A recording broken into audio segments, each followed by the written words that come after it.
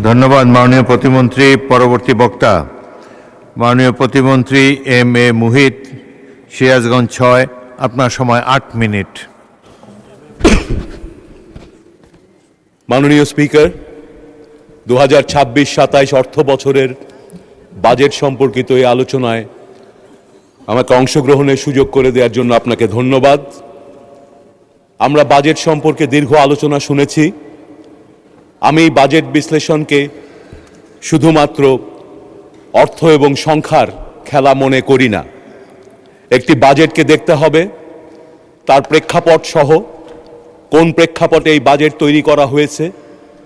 এবং আমরা সকলেই জানি বিগত 15 বছরের দুঃশাসনে আমাদের অর্থনীতি ভেঙে পড়েছে, আমাদের স্বাস্থ্য ব্যবস্থা ভেঙে পড়েছে, আমাদের শিক্ষা ব্যবস্থা ভেঙে পড়েছে। একটি গণ আন্দোলনের মাধ্যমে, সে ফ্যাসিস্ট সরকারের পতনের পর একটি গণতান্ত্রিক নির্বাচনের মাধ্যমে এই সংসদ নির্বাচিত হয়েছে। তাই এই সংসদের কাছে বাংলাদেশের মানুষের প্রত্যাশা অনেক, এবং সরকারের দায়িত্ব সেই প্রত্যাশা এবং প্রাপ্তির সমন্বয় করা আমাদের সীমিত সম্পদের ভেতর দিয়ে। আমি স্বাস্থ্য খাতে আমাদের বাজেট নিয়ে আমার আলোচনাকে ফোকাস করতে চাই।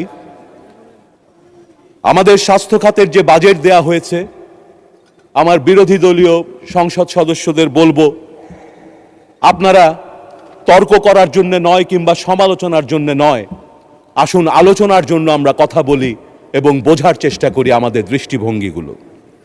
আমি মনে করি আমাদের এই স্বাস্থ্য বাজেট যে লক্ষ্য নিয়ে তৈরি করা হয়েছে, সেই লক্ষ্যটি হচ্ছে আমরা এই ভেঙে পড়া স্বাস্থ্য ব্যবস্থাকে ঢেলে সাজাতে চাই, একটি সমন্বিত স্বাস্থ্য ব্যবস্থা তৈরি করতে চাই, যেখানে ধনী গরিব নির্বিশেষে বিনামূল্যে সহজলভ্য চিকিৎসা পাবেন।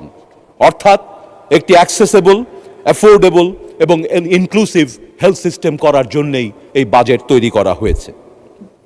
স্বাস্থ্য খাতে বাজেট প্রায় দ্বিগুণ হয়েছে। বিগত বছরে 35,000 কোটি টাকা থেকে এবার 69,000 কোটি টাকা স্বাস্থ্য খাতে বরাদ্দ করেছে আমাদের সরকার। এই বিশাল বিনিয়োগের প্রধান কারণটা কি? স্বাস্থ্য খাতে বিনিয়োগ শুধুমাত্র হাসপাতাল তৈরি নয় কিংবা জনগণের স্বাস্থ্যের সাময়িক উন্নতি নয়। স্বাস্থ্য খাতে বিনিয়োগ পুরো জনগোষ্ঠীর গড় আয়ু বৃদ্ধি করে, মানুষকে সুস্থভাবে বাঁচতে দেয়। স্বাস্থ্য খাতে বিনিয়োগ দারিদ্র্য নিরসন করে, মানুষকে সুস্থ এবং প্রোডাক্টিভ রাখে। স্বাস্থ্য খাতে বিনিয়োগ আমাদের ওয়েলবিং এবং হ্যাপিনেস তৈরি করে। স্বাস্থ্য খাতে বিনিয়োগ আমাদের সমাজে বৈষম্য দূর করে সম্প্রীতির সমাজ তৈরিতে সৃষ্টি করে।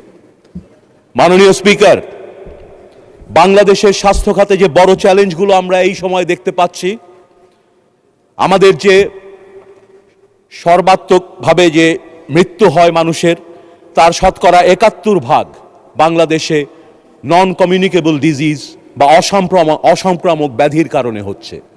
অর্থাৎ ডায়াবেটিস, হাইপারটেনশন, এই ধরনের দীর্ঘমেয়াদী রোগ, কিডনির রোগ, এই সমস্ত কারণে মানুষ মারা যাচ্ছে। বাংলাদেশে এবং বিশ্বের বর্তমান বাস্তবতায় স্বাস্থ্য খাতে আরেকটি বড় চ্যালেঞ্জ হচ্ছে অতিমারি এবং মহামারীর শঙ্কা। একই সাথে আরবানাইজেশন, নগরায়ন, দ্রুত গতিতে মানুষ গ্রাম থেকে নগরে চলে আসছে এবং সেখানে একটি দরিদ্র জনগোষ্ঠী হিসেবে তাদের জীবন যাপন করতে হচ্ছে। প্রযুক্তির উৎকর্ষের সঙ্গে সঙ্গে স্বাস্থ্য খাতেও প্রযুক্তির ব্যবহারের যে সুযোগ আছে, সেই সুযোগগুলোকে আমাদের কাজে লাগাতে হবে। আধুনিক প্রযুক্তির মাধ্যমে স্বাস্থ্য খাত এবং চিকিৎসাকে আরও বেশি কার্যকর করে তুলতে হবে। একই সাথে বাংলাদেশে প্রধান একটি সমস্যা, চিকিৎসার খরচ বৃদ্ধি পেয়েছে এবং তার চেয়েও ভয়ঙ্কর ব্যাপার হচ্ছে এই খরচের শতকরা ৭৯% আউট অফ পকেট এক্সপেন্ডিচার, অর্থাৎ রোগীর পকেট থেকে টাকা দিয়ে তাকে চিকিৎসা নিতে হয়। এই একই সংখ্যাটি থাইল্যান্ডে মাত্র শতকরা 10% এবং মালদ্বীপসে মাত্র 18% আমাদের দেশের মানুষকে 80% পকেট থেকে টাকা দিয়ে চিকিৎসা নিতে হয়। তাই এই বাজেটকে দেখতে হবে এমন একটি বাজেট, যে বাজেটে অপরিকল্পিতভাবে এখানে সেখানে বিল্ডিং আর হাসপাতাল তৈরি করার কোনো পরিকল্পনা নেই। এই বাজেট আমাদের বিরোধী দল মাঝে মাঝে এই সংস্কারের কথা বলেন, জুলাই সনদের কথা বলেন। ওনারা শুধু সেই সংস্কারের কথা বলেন যেই সংস্কার ওনাদেরকে ক্ষমতার ভাগ দেবে। ওনারা স্বাস্থ্য খাতে সংস্কার নিয়ে একদিনও আজ পর্যন্ত কথা বলেননি। একটি স্বাস্থ্য সংস্কার কমিশন হয়েছিল, তারা অনেক কিছু চিন্তা ভাবনা করে অনেক কিছু লিখে দিয়েছে। আমি খুশি হতাম আমাদের বিরোধী দল যদি সেই স্বাস্থ্য খাত সংস্কার কমিশনের রিপোর্ট নিয়ে আমাদের এখানে কথা বলতেন।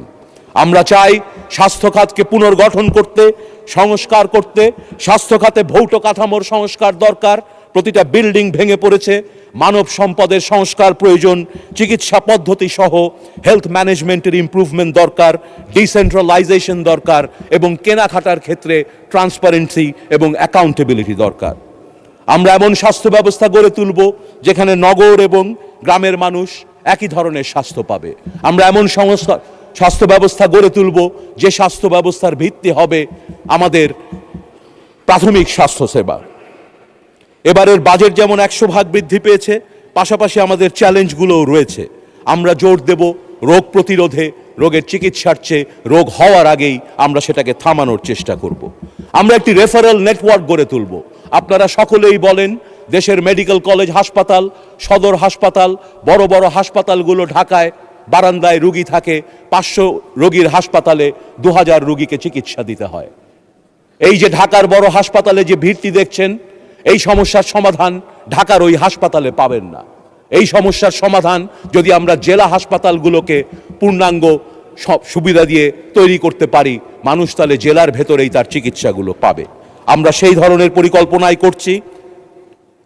আমার বিরোধী দলের মাননীয় সংসদ সদস্যদের বলতে চাই, আপনারা সংখ্যার দিকে না তাকিয়ে একবার ভাবুন এই বাজেটটি কার জন্য। আপনার যে ভাইটি হার্টের অপারেশনের অপেক্ষায় বসে আছে, মৃত্যুর মুখোমুখি হয়ে, এই বাজেট আপনার সেই ভাইয়ের প্রাণ রক্ষার বাজেট। মাননীয় স্পিকার, আমাদের মা, খালা, চাচারা, বৃদ্ধ মানুষেরা 5 লক্ষের অধিক ছানি রোগের কারণে অন্ধত্ব বরণ করে বসে আছেন। এই বাজেট তাদেরকে সশ্রয়ে ছানি অপারেশন করে পুনরায় দৃষ্টি ফিরে পাওয়ার বাজেট। আমাদের যে আত্মীয়রা জমি জমা বিক্রি করতে হয় ক্যান্সারের চিকিৎসার জন্য, ঢাকায় এসে বারান্দায় ঘুমাতে হয়, এই বাজেটে আমরা ক্যান্সার চিকিৎসার ব্যবস্থার উপর জোর দিয়েছি। আমাদের সেই ভাই বোনদের জীবন এবং জমি রক্ষার বাজেট। আর বেশি সময় নেই, আমি শেষ করার আগে দুটো কথা বলতে চাই আমার এলাকার মানুষকে নিয়ে। আমার এলাকা সিরাজগঞ্জ 6 শাহজাদপুর, এখানে নদী ভাঙন এলাকা, চর অঞ্চল। মাননীয় স্পিকার, আমি দাবি জানাবো দেশের বিভিন্ন জায়গায় যে চর অঞ্চলগুলো আছে তাদের জীবন জীবিকার উন্নয়নের জন্য একটি চর উন্নয়ন ফাউন্ডেশন গড়ে তোলা প্রয়োজন।